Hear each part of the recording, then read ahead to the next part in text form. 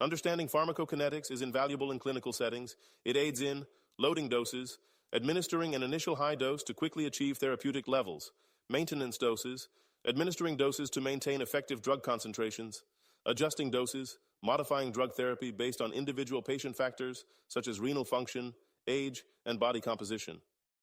Case studies. Renal function.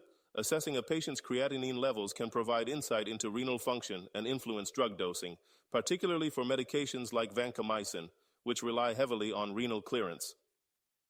Overdose management.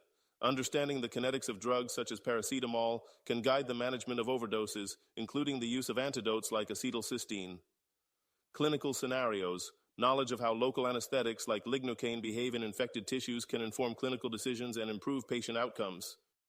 Conclusion. In conclusion, pharmacokinetics is an essential field that informs clinical practice by elucidating how drugs are absorbed, distributed, metabolized, and eliminated by the body.